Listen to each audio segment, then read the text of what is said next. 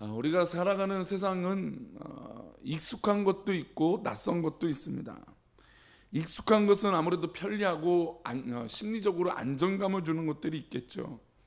하지만 낯선 것은 아무리 새로운 것이 좋다고 해도 익숙하지 않아서 좀 익숙하지 않은 것 때문에 겪는 불편함이 있을 수 있습니다.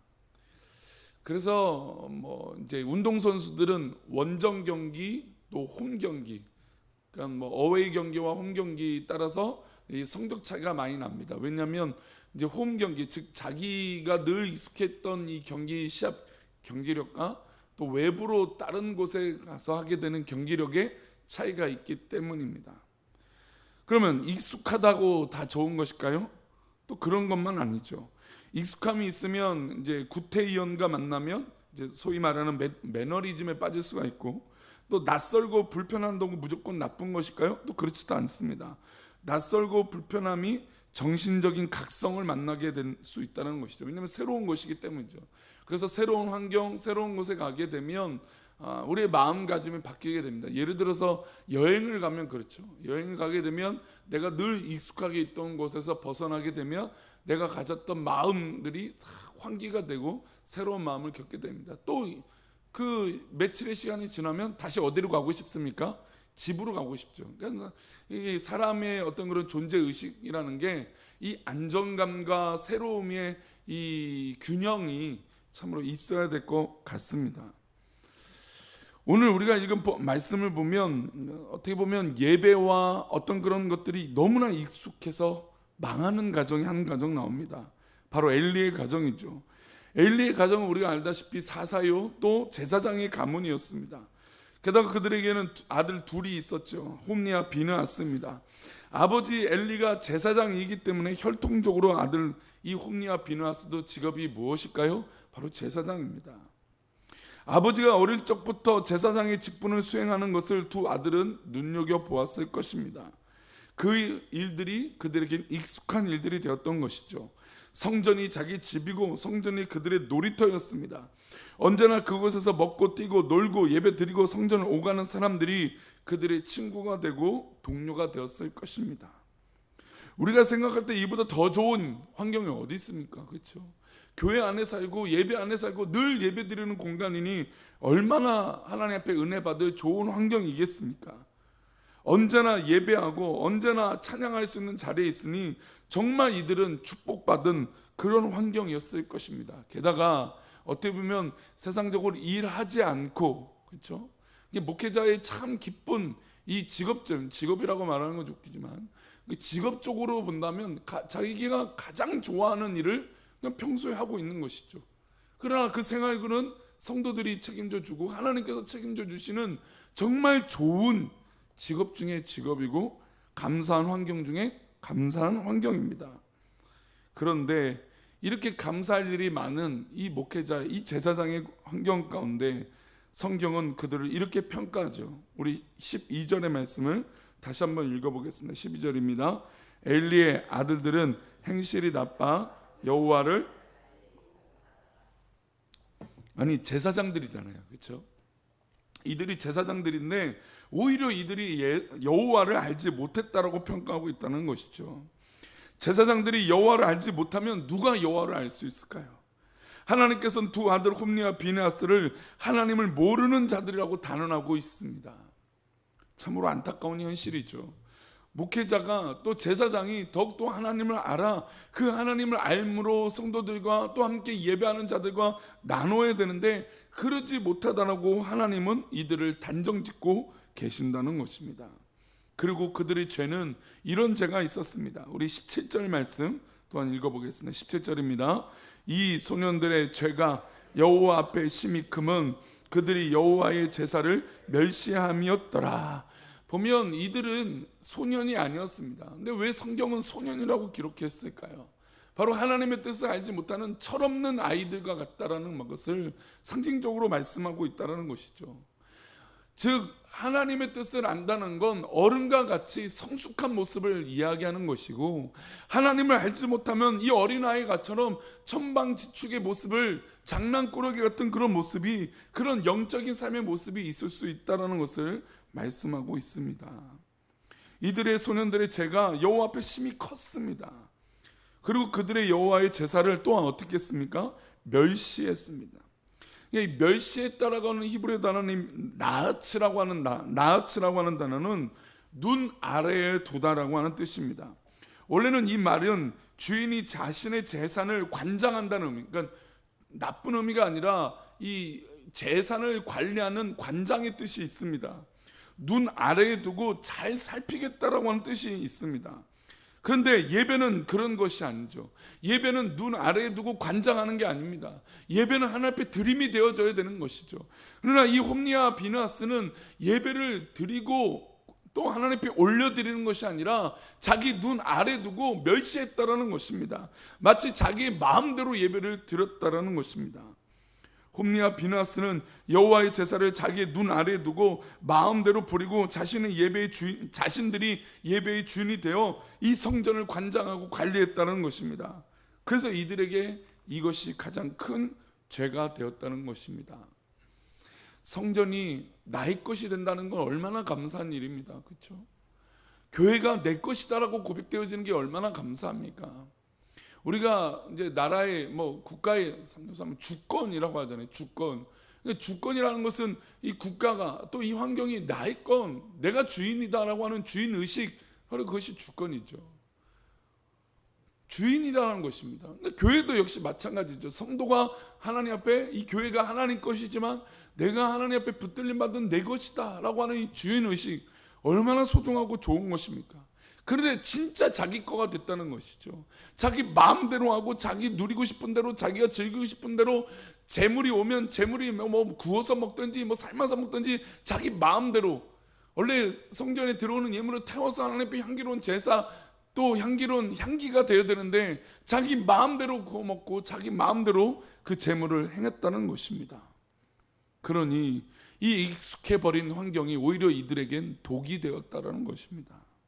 습관이 되고 몸이 배어서 오히려 하나님이 우습게 되어져 버리는 그런 일들이 있었다는 것입니다. 가끔 우리가 신앙생활 하다 보면 하나님이라고 하는 존재가 너무 익숙해지다 보니 가끔은 우리가 하나님과 함께 한다는 것을 잊고 살 때가 있다는 것입니다.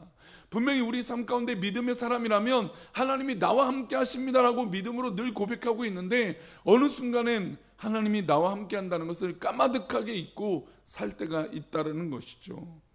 그리고 자신에게 주어진 삶을 자기 마음대로 살 때가 있다는 것입니다. 마치 이 홈리와 비느하스가 하나님 앞에 드려지는 이 예물이, 또 제사가 자기 마음대로 그렇게 나아츠 또 관장하고 했던 것처럼 그런 모습이 이들 가운데 있게 되었다는 것입니다. 우리의 삶, 또 우리의 인생은 분명히 나의 것이고 우리의 것입니다. 그러나 우리의 인생은 누가 주신 것입니까? 하나님께서 주신 것이죠. 그래서 하나님과 늘 함께하면서 나에게 주신 이 인생, 내 삶을 하나님 앞에 드리고 기쁨으로 구별되게 되게 영광 돌리며 살아야 되는데, 내 인생을 내 마음대로 사는 것, 즉 홈리와 비느하스처럼 그렇게 익숙하게 마음대로 살게 되어진다는 뜻입니다. 우리 사랑하는 우리 아침 기도에 오신 성도님들은 성도님들의 삶과 인생이 정말 날마다 하나님과 동행함으로 그렇게 구별된 삶이 늘 있기를 축복합니다. 익숙해져서 그래 내 인생 이렇게 함부로 살아가는 것이 아니라 나의 삶을 어떻게 하면 하나님 앞에 구별하여 드릴까, 나의 삶을 어떻게 하면 하나님 앞에 제대로 예배를 드릴까 라고 하는 사모함이 있기를 축복합니다. 이 홈리와 비느하스의 구절 끝에 30절은 이렇게 말씀합니다. 우리 사무엘상 2장 30절의 말씀입니다. 우리 함께 읽겠습니다. 시작. 그러므로 이스라엘의 하나님 나 여호와가 말하노라.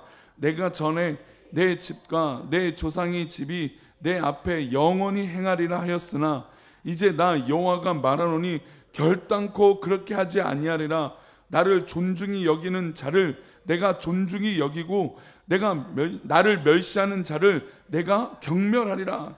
나를 멸시하는 자를 내가 경멸하리라. 이 말씀은 하나님도 예배를 멸시하는 자를 눈 아래에 두겠다라고 말씀하시는 것입니다. 예배를 나치하고 함부로 눈 아래에 두는 자를 하나님도 역시 예배를 그렇게 드리는 자를 하나님은 멸시하겠다라고 말씀하고 있다는 것이죠.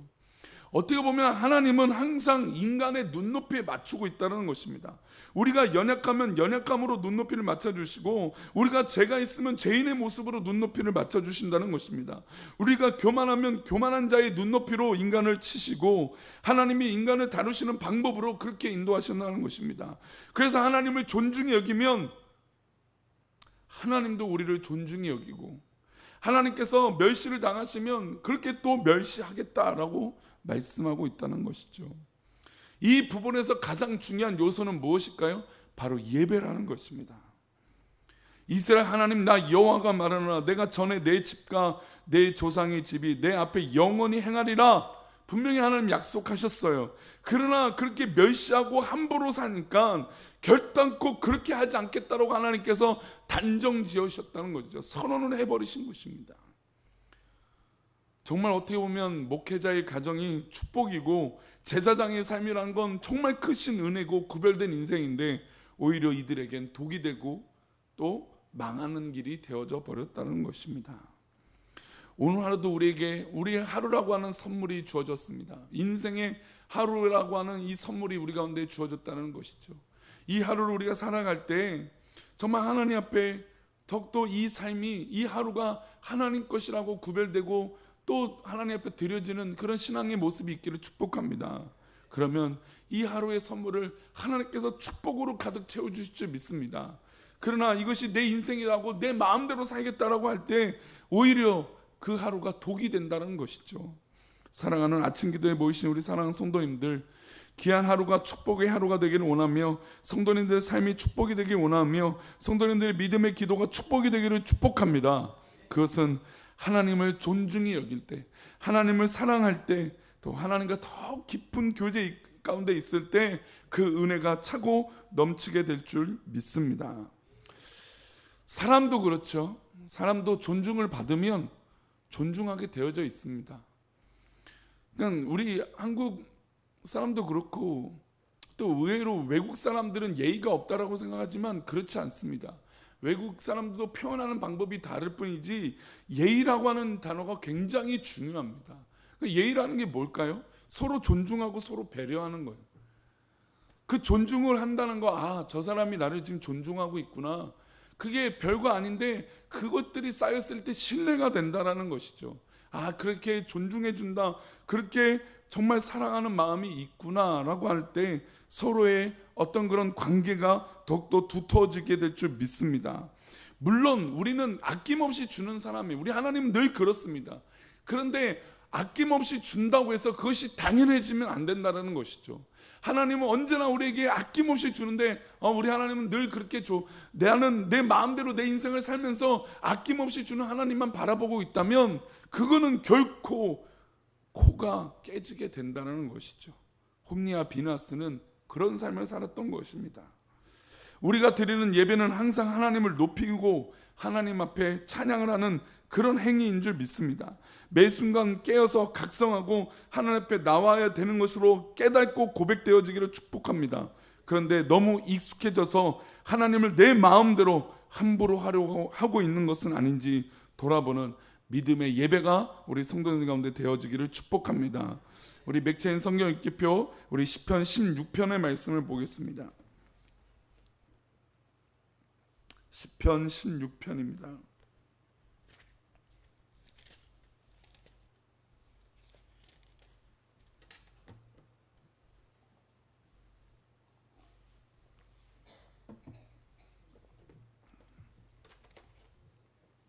시편 16편 6절의 말씀입니다. 구약 812페이지 시편 16편입니다. 시편 16편 6절부터 9절 말씀. 우리 6절부터 7절 말씀을 먼저 읽어볼까요? 6절 7절입니다. 내게 줄로 재어준 구역은 아름다운 곳에 있으며 나의 기업이 실로 아름답도다. 나를 훈계하신 여호와를 송축할지라 밤마다 내 양심이 나를 교훈하도다. 보시면 내게 줄로 재어준 구역이 있어요. 사실 이렇게 보면 너무 통제되어져 있는 것은 아닌가라고 고백할 수 있잖아요. 그렇죠? 줄로 딱 재어져 있는 공간만 있으니까 답답하다고 말할 수 있어요. 그런데 오히려 그곳이 하나님께서 주신 구역이기에 아름다운 곳에 있다라고 고백하고 있다라는 것이죠. 그리고 이 줄로 재어준 이 기업이 남들 기준에 볼 때는 좁고 작을 수는 있지만 하나님께서 주신 것이기 때문에 실로 아름답다라고 고백하고 있다라는 것입니다. 그리고 7절은 하나님께서 때로 나를 어떻게 하십니까? 훈계하신다는 것이죠. 그 훈계를 하시지만 오히려 이 다윗은 하나님을 송축한다는 것입니다. 요즘 세대를 선생이 없는 시대라고 얘기합니다. 요즘 세대를 그렇습니다. 교훈이 없는 시대라고 얘기하죠. 즉 배우려고 하지 않는 시대라고 얘기합니다. 나를 훈계하고 가르칠 수 있는 사람이 있다는 건 굉장히 소중한 일입니다. 그런데 우리 하나님께서 우리에게 그렇게 훈계하여 주신다는 것이죠. 훈계하신 여호와를 송축할지라 밤마다 내 양심이 나를 교훈하도다. 하나님께서 깨우쳐 주시니까 밤에 내가 잠들길 때 내가 잘못 살았구나, 내가 잘못 생각했구나 라고 깨닫게 해주신다는 것이죠. 그리고 나에게 좋은 양심, 선한 양심을 주셔서 내가 하나님 앞에 바로 살 수 있도록 해주시는 것이구나 라고 깨닫게 되어진다는 것이죠. 이게 바로 좋은 환경이고 좋은 것이고 하나님께서 가장 선한 것으로 예배해 주신다는 것입니다. 그러나 홈리와 비느하스는 그 양심을 깨뜨렸습니다. 그리고 자기에게 준 이 아름다운 성전이 아름다운 곳이 아니라 저주의 곳이 되어져 버렸다는 것이죠. 아무리 교회를 나와도요, 은혜를 받지 못하면 이것은 너무나 슬픈 일이라는 것이죠. 예배에 나왔으면 하나님 앞에 바라보고 하나님께서 주신 은혜를 받아야 이 예배의 장소가 은혜의 장소요, 정말 아름다운 곳이 되는 것인 줄 믿습니다.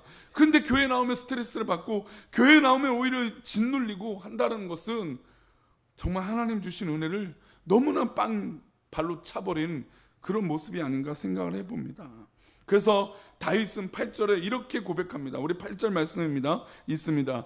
내가 여호와를 항상 내 앞에 모시며 그가 나의 오른쪽에 계심으로 내가 흔들리지 아니하리로다. 9절입니다. 이러므로 나의 마음이 기쁘고 나의 영도 즐거워하며 내 육체도 안전히 살리니. 할렐루야. 우리 사랑하는 아침 기도에 모인 성도님들이 모든 기도와 삶에 항상 여호와께서 함께 하심으로 우리 성도님들이 흔들리지 않기를 축복합니다. 성도님들의 마음이 기쁘시고 또 영도 즐겁고 성도님들의 육체도 안전하게 거하지는 놀라운 은혜가 있기를 축복합니다. 우리 꿈꾸는 교회 역시 우리 교회가 보여주는 모든 육체적인 것도 안전하게 되고 우리 꿈꾸는 교회 영도 즐거워지고 우리 교회의 모든 마음들이, 성도들의 마음들이 기쁘고 정말 즐거움이 회복되어지는 여호와 앞에 항상 있는 그런 은혜가 있어 흔들리지 않기를 축복합니다.